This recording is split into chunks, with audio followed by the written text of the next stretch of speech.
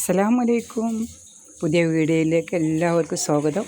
അപ്പോൾ ഞാൻ എൻ്റെ വീട്ടിലാട്ടോ, പെരിന്തൽമണ്ണയിലാണ്. അപ്പോൾ ഞങ്ങൾ ഒരു 12 മണിയായപ്പോൾ എത്തിയതാണ്. സുബഹി നിസ്കാരം കഴിഞ്ഞിട്ടാണ് പോകുന്നത്. രണ്ടാം പെരുന്നാളത്തെ വീഡിയോ ആണ് കേട്ടോ, പെരുന്നാളത്തെ വീഡിയോ ആണ്. ഒരുപാട് വർഷങ്ങൾക്ക് ശേഷമാണ് കേട്ടോ പെരുന്നാളൊക്കെ വീട്ടിലും നാട്ടിലൊക്കെ കൂടുന്നത്. അപ്പോൾ അതിൻ്റെ ഒരു ത്രില്ലും സന്തോഷമൊക്കെ ഉണ്ട്. അപ്പോൾ ഞങ്ങൾ വന്നപ്പോൾ തന്നെ ചാമ്പക്കന്മാരെ നിറച്ച് ചാമ്പക്കയാണ്. ചിപ്പുക്കുട്ടന് ഫുള്ളും പറിക്കാനുള്ള തയ്യാറെടുപ്പാണ്. അപ്പോൾ അവർ പറയായിരുന്നു, നിങ്ങൾ വന്നിട്ട് അത് തീരും, നിങ്ങൾ വരാൻ കാത്തിക്കുകയാണെന്നും പറഞ്ഞ് നിൽക്കുമായിരുന്നു കേട്ടോ. അങ്ങനെ ഇതുമോനൊക്കെ ഭയങ്കര ഹാപ്പിയായി. പിന്നെ ഞങ്ങൾ വന്നപ്പോഴത്തേന് ബിരിയാണി എല്ലാം എൻ്റെ നാത്തൂൻ റെഡിയാക്കി വെച്ചിട്ടുണ്ട് കേട്ടോ.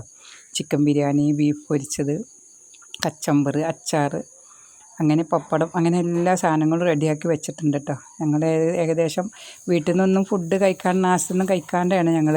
കാരണം നോമ്പൊക്കെ കഴിഞ്ഞാലും ഭക്ഷണം ആർക്കും വേണ്ടാന്ന് പറഞ്ഞു. പിന്നെ ഇങ്ങോട്ടേക്ക് വരുമ്പോൾ ഇങ്ങോട്ട് വരുന്ന ആ ഒരു എക്സൈറ്റ്മെൻറ്റിൽ നമുക്ക് ഫുഡൊന്നും കഴിക്കാൻ വലിയ താല്പര്യമില്ല. അപ്പോൾ എല്ലാം റെഡിയായി കാത്തിരിക്കുകയാണ് കേട്ടോ. അങ്ങനെ ഞാനൊരു 4 മാസമായിട്ടുള്ളൂ നമ്മൾ വന്ന് പോയിട്ട്. നമ്മൾ ഇത്രയൊന്നും പെട്ടെന്നൊന്നും ഇങ്ങനെ വരാറില്ല. പക്ഷേ ചില്ലു പെരുന്നാളിന് വന്നപ്പോഴാണ് കേട്ടോ ഫുൾ കൺഫേം ആക്കിയത്. അതിൻ്റെ കുറച്ച് ദിവസം മുമ്പ് എന്നോട് ഇങ്ങനെ സൂചിപ്പിച്ചിട്ടുണ്ടായിരുന്നു പോകണമെന്ന്. പിന്നെ ഞങ്ങൾ എന്നും ഇങ്ങനെയാണ്, വരുമ്പോൾ ഞങ്ങൾ സുബൈക്ക് പോരും. പിറ്റേ സുബൈ ആകുമ്പോഴത്തേനും വീട്ടിലെത്തണ വരവാട്ട. കാരണം മരുമക്കൾക്കൊക്കെ എപ്പോഴും തിരക്കും അങ്ങനെയുള്ളതാണ്. അപ്പം നമുക്ക് ആ ഒരൊറ്റ ദിവസം അങ്ങനെ നിൽക്കാൻ പറ്റുള്ളൂ. അപ്പോൾ എനിക്ക് റംസാനിക്കൊരു എന്താ പറയുക, കുക്കർ പൊട്ടിത്തെറിച്ചൊരു കയ്യൊരു ബുദ്ധിമുട്ടുണ്ടായിട്ടോ. ആ ഒരു ഇതിൽ എനിക്ക് ഇങ്ങോട്ട് അപ്പം തുടങ്ങിയതായിരുന്നു എനിക്കിങ്ങനെ വീട്ടുകാരെ കാണണം, വീട്ടിലേക്ക് വരണം എന്നുള്ളൊരു ആഗ്രഹം കേട്ടോ. കാരണം ഇങ്ങനെ വല്ലാത്ത മനസ്സിൻ്റെ പേടിയായിരുന്നു എനിക്ക്. അങ്ങനെ കിച്ചണിലേക്കൊക്കെ വരുന്നൊക്കെ ഭയങ്കര പേടിയായിരുന്നു. അപ്പോൾ ആ ഒരു ഇതിൽ ഇങ്ങനെ ആഗ്രഹിച്ചിരുന്നു. ആ ആഗ്രഹം ഞാൻ ചില്ലുവിനോട് പറഞ്ഞിട്ടുണ്ടായിരുന്നു. അപ്പോൾ ചില്ലു നമുക്ക് ഇൻഷാ അല്ലാഹ് എന്ന് പറഞ്ഞിട്ടുണ്ടായിരുന്നു. അങ്ങനെ അത് സഫലീകരിച്ച് തന്നു കേട്ടോ. അങ്ങനെ നമ്മളിതാ ഫുഡൊക്കെ കഴിച്ചുകൊണ്ടിരിക്കുകയാണ്.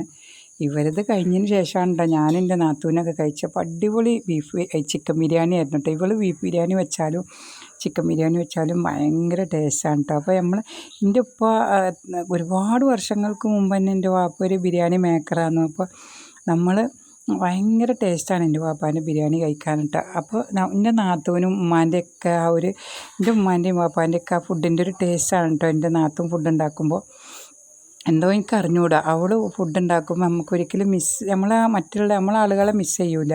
ഉമ്മാനും പാപ്പാനും ഒന്നും മിസ് ചെയ്യൂല കേട്ടോ. കാരണം എല്ലാവരും ഞങ്ങളുടെ കുടുംബത്തിലെല്ലാവരും പറയും എൻ്റെ നാത്തൂൻ ഉണ്ടാക്കണ ഫുഡ് അടിപൊളിയാണ്. അങ്ങനെ ഫുഡൊക്കെ കഴിച്ച് പിന്നെ ഇതുമോനൊക്കെ ഭയങ്കര ഇഷ്ടം കേട്ടോ. മണ്ണിലൊക്കെ ആദ്യമായിട്ട് കളിക്കുകയാണ്, തലയ്ക്കൊക്കെ വാരി എറിയുന്നുണ്ട് മണ്ണ്. അങ്ങനെ ഇവിടെ പറഞ്ഞാൽ നല്ലൊരു തണുപ്പും നല്ലൊരു കാലാവസ്ഥയാണ് കേട്ടോ. അങ്ങനെ പിന്നെ ഞങ്ങൾ കുറേ സമയം വർത്താനം പറഞ്ഞിട്ടാണ്. എന്ന് വെച്ചാൽ നമ്മൾ ഒരിക്കലും വിചാരിക്കാത്തൊരു വരവാണല്ലോ. പക്ഷേ താത്താൻ്റെ വീട്ടിൽ കേട്ടോ പിന്നെ പോയ താത്താൻ്റെ പേരക്കുട്ടിയാണിത്. അവിടേക്ക് വിളിച്ച് പറഞ്ഞിട്ടും ഉണ്ടായിരുന്നില്ല ഞാൻ. അപ്പോൾ അവർ മരിച്ചോടത്തേക്ക് വയ്ക്കുന്നു കേട്ടോ. ഇങ്ങനെ ജ്യേഷ്ഠൻ്റെ മകളെ അമ്മായിമ്മ മരിച്ചിട്ട് അങ്ങോട്ടേക്ക് പൊയ്ക്കുന്നു. അപ്പോൾ ഞങ്ങൾ വന്നപ്പോൾ അവർ മൂത്ത മോളും മരുമോളും ഒക്കെ അവിടെ ഉണ്ടായിരുന്നു. അപ്പോൾ അവർ വിളിച്ച് പറഞ്ഞപ്പോൾ അവർ മയ്യത്തൊന്നും എടുക്കാൻ നിൽക്കാണ്ട് വേഗം വരാമെന്ന് പറഞ്ഞ്. അങ്ങനെ ഞങ്ങൾ അവരെ കാത്തിങ്ങനെ നിൽക്കുകയാണ് കേട്ടോ. അപ്പോൾ അവരെ തറവാടും ഒക്കെ അവിടെ തൊട്ടടുത്ത് തന്നെയാണ് അവരെല്ലാ ആൾക്കാരും കേട്ടോ. അപ്പോൾ മൂത്ത മരുമോളും മൂത്ത മോളും ഒക്കെ ഉണ്ട് കേട്ടോ അവിടെ. അങ്ങനെ പിന്നെ ഞാൻ അസറൊക്കെ നിസ്കരിച്ചിട്ടോ. ളുഹർ അവിടുന്ന് വീട്ടിൽ നിന്ന് നിസ്കരിച്ചു, പിന്നെ അസറ ഇവിടുന്ന് നിസ്കരിച്ച്.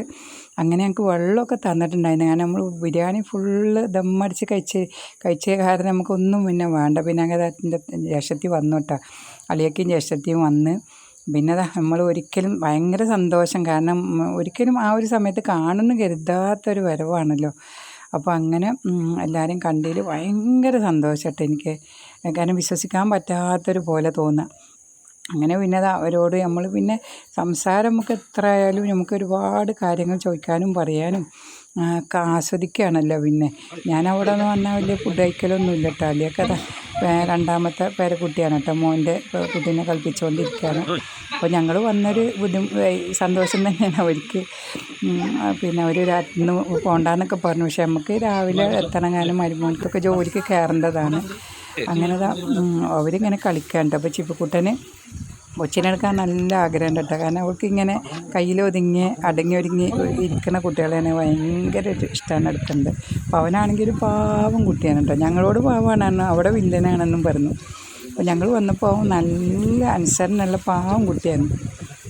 പിന്നെ എന്താട്ടോ, പിന്നെ ഞങ്ങൾ മുറ്റത്തേക്ക് ഞങ്ങളവിടെ കുറേ സമയം അങ്ങനെ സംസാരിച്ചൊക്കെ ഇരുന്നു കേട്ടോ. അവരെ വരാന്തയിൽ ഇരിക്കുമ്പോൾ നല്ല കാറ്റാട്ടോ. പിന്നെ മയിലുകളൊക്കെ കാണാം. പിന്നെ അവരുടെ ഡ്രസ്സൊക്കെ മാറ്റി, എൻ്റെ താത്തച്ചേട്ടൻ്റെ ഡ്രസ്സൊക്കെ മാറ്റി പിന്നെ ഞങ്ങൾ കുറേ നേരം ഇരുന്നുങ്ങാണ്ട് ഞങ്ങൾക്കുള്ള കാര്യങ്ങളൊക്കെ കുറേ പറയാനുണ്ടായിരുന്നു കേട്ടോ. എത്ര പറഞ്ഞാലും തീരാത്ത, കാരണം ഇനിയിപ്പോൾ എപ്പോഴാണെന്നുള്ളത് അറിയില്ലല്ലോ. അങ്ങനെ നമുക്ക് എന്താ പറയുക, എനിക്ക് വിശ്വസിക്കാൻ പറ്റുന്നുണ്ടായില്ല. അങ്ങനെ പിന്നെ കുറേ സമയം എൻ്റെ താത്താനോട് സംസാരിച്ചിരുന്ന് ഇനി വല്യമ്മാൻ്റെ അടുത്തും കയറണം. അങ്ങനെ പിന്നെ കപ്പ് കേക്കും ചായയൊക്കെ അവർ ഫുഡൊക്കെ ഉണ്ടാക്കാമെന്ന് പറഞ്ഞു. പക്ഷേ നമുക്ക് ആവശ്യം ഉണ്ടായിരുന്നില്ല ഫുഡ്. പിന്നെ അവർ പിന്നെ കപ്പ് കേക്കും നല്ല അടിപൊളി പഴയ മോഡലിട്ടോ. ഞാനിങ്ങനെയുള്ള ബേക്കറി സാധനങ്ങളൊന്നും കഴിക്കാറില്ല. അപ്പോൾ ഞാനൊരു എടുത്തൊരു കഷ്ണം കഴിച്ചപ്പോൾ നല്ല ടേസ്റ്റ് കേട്ടോ. പണ്ടത്തെ കപ്പ് കേക്കിൻ്റെ ആ ഒരു ടേസ്റ്റ്. അങ്ങനെ അത് അവരെ മുറ്റത്തുനിന്ന് ഐദുവിന് ഒട്ടും പോരാൻ ആഗ്രഹമില്ല കേട്ടോ. പിന്നെ അവരെ തറവാടാണത്. അവരെ 5-6 ജ്യേഷ്ഠന്മാരും അനിയന്മാരൊക്കെ കൂടി താമസിക്കുന്ന ഒരു ഏരിയയാണ് കേട്ടോ. പിന്നെ ഞങ്ങളവിടുന്ന് യാത്രയൊക്കെ പറഞ്ഞത് വല്യമ്മാൻ്റെ അടുത്ത് എത്തിയിട്ടോ. വല്യമ്മ ഞങ്ങൾ വരുമ്പോൾ ഹാളിൽ കിടക്കുകയായിരുന്നു. മഗ്‌രിബിൻ്റെ സമയത്താണ് കേട്ടോ ഇങ്ങോട്ടേക്ക് എത്തിയത്. വല്യമ്മക്ക് എന്താ പറയുക, എണീച്ചിരിക്കും, അങ്ങനത്തെ കുഴപ്പമൊന്നുമില്ല. പക്ഷേ പ്രായത്തിൻ്റെ ഇതും ഓർമ്മക്കുറവൊക്കെ നല്ലോണം ഉണ്ട് കേട്ടോ.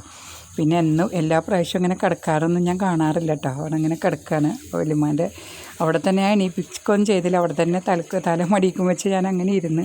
പിന്നെ ചോദിച്ചത് തന്നെ പല പ്രാവശ്യം ഓർമ്മ ഇല്ലാണ്ട് അങ്ങനെ ചോദിച്ചത് തന്നെ മാറി ചോദിക്കലും അങ്ങനെ ആയി വന്നപ്പോൾ പിന്നെ നന്നായിട്ട് മനസ്സിലായി. പിന്നെ വീണ്ടും 2-3 പ്രാവശ്യം ഓർമ്മ ഇല്ലാണ്ട് സംസാരിച്ചു. അപ്പോൾ ഒട്ടും വിചാരിച്ചില്ല ഞാൻ കേട്ടോ. എനിക്ക് റംസാൻ തുടങ്ങിയതാണ്, ഇങ്ങനെ വല്ലാത്തൊരാഗ്രഹം ഉണ്ടായിരുന്നു ഇങ്ങോട്ട് വരണമെന്ന്. അങ്ങനെ കുറേ സംസാരിച്ചു കേട്ടോ. കാരണം പിന്നെ ഞങ്ങൾ അവിടുന്ന് ഇറങ്ങിയിട്ടോ. ഇനിയിപ്പോൾ എന്നാ വരിക എന്നുള്ളൊരു ഇതാണ്. കാരണം ഇൻഷാ അല്ലാഹ് അത്രേ നമുക്ക് പറയാൻ പറ്റുള്ളൂ. നമുക്ക് വന്ന് കണ്ടതിന് ഭയങ്കര സന്തോഷം, പിന്നെ പോകുമ്പോൾ ഉള്ള ഒരു വിഷമം. അങ്ങനെ ഞങ്ങളിങ്ങനെ യാത്ര തുടരുകയാണ്. ഇനിയിപ്പോൾ ഏകദേശം ഒരു സുബഹിനോടനുബന്ധിച്ച് നമ്മൾ വീട്ടിലെത്തും. പിന്നെ അടുത്ത വരവിനായിട്ട് പിന്നെ ഒരു കാത്തിരിപ്പും.